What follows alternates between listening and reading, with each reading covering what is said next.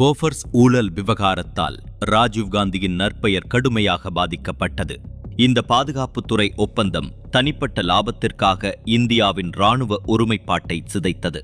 1988ஆம் ஆண்டு வெளியான CIA ரகசிய அறிக்கைகள் லஞ்ச ஆதாரங்களை மறைத்து பிரதமரை காப்பாற்ற ஸ்வீடன் மற்றும் டெல்லி அரசுகள் இணைந்து செயல்பட்டதை வெளிச்சமிட்டு காட்டின. சாதாரண மக்களின் பிரச்சனைகள் குறித்து பேசப்படாத பிரதமர் அலுவலகத்தில் ஓட்டாவியோ குவாட்ரோச்சி போன்ற வெளிநாட்டு ஆயுத தரகர்கள் எவ்வித தடையுமின்றி அங்கு சென்று வந்தனர்.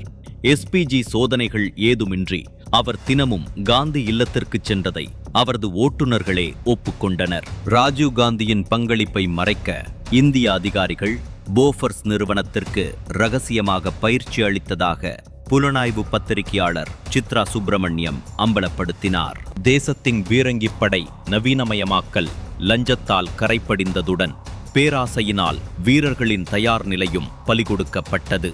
பிரதமரே இடைத்தரகராக செயல்படும் போது நாட்டை யாரால் பாதுகாக்க முடியும்?